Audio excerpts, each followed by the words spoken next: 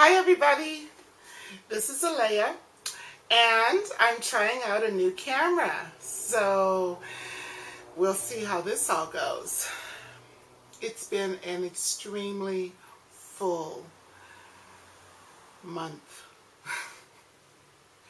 There's so much going on. God, I'm just like still plugged in. Can you see? I've got my headphones on and I'm still working, but it's all good. It's all good. I have still been working on the book. The website is still going. You know, sometimes I look at what's going on in my life and I look at how everything unfolds and I have to just smile, you know, just smile. Yesterday morning, as a matter of fact, I was on my way to have breakfast with a friend, and I got a call from my friend going, "I'm here, I'm at the restaurant, where are you?" And I'm like, I'm running out the door, I'm out the door, I'll be there in a minute. And I walk down to my car, I jump in the car, start the engine, back up, and I have a flat tire. I'm like, oh, come on. So I go to pull the car back into the parking space, and the maintenance man walks up. He's walking up the stairs on his way to work. And he goes, "Good morning." And I said, "Oh, I'm not sure how good it is." And he goes, "Oh, what's wrong?" I said, "Oh, I've got a flat." And he goes, "Oh, you better not drive on that. You know, you could really ruin the tire." And I said, "Oh, I'm not going to drive on it, but I've got to go call road service because I don't know how to change a tire." And he said, "Oh, I'll change it for you."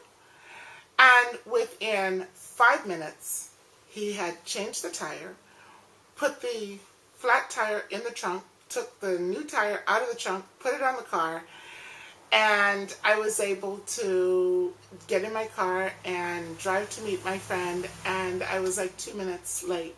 Well, not even 2 minutes late. When I walked in the door, my food was sitting there waiting for me, and my friend was having his coffee, and all is well with the world. So I have to look at that and go, okay, all is in perfect order. Sometimes I think that things are not going the way they should, or that I wish they were going differently, and then I have to look at occurrences like that and go, oh, I guess I was wrong. So it's all good. It's all good. I was listening to an Abraham CD. I get them every month and I listen to them. And I was listening to one this month, and I think it's this month's CD or maybe from a couple of months ago, and I just got around to listening to it. I'm not sure. But it said something about being in the eye of the storm. And I had to listen to that and pay attention to that because of late, I am feeling like I'm in the eye of the storm. I hear people talking about how they're experiencing the economy and how they're experiencing the outcome of the election.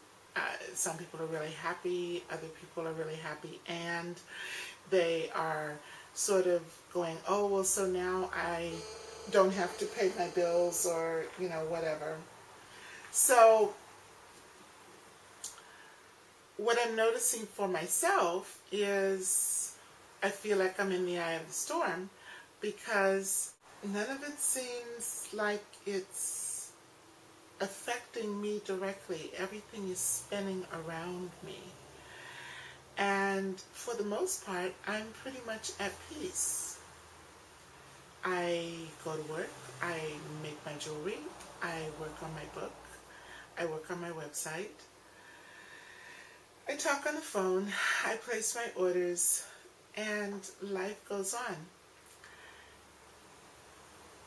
And I must say that on some level, because that is happening, I feel somewhat disconnected. Because I don't feel like I have a common ground with all the people that I know who are having all this trauma drama. But I don't want the trauma drama. So I'm caught between a rock and a hard place because I don't want the trauma drama, and I'm you know, watching all this stuff spin around me, but I'm not connecting. So I guess for myself, I have to look at how can I attract people into my life who are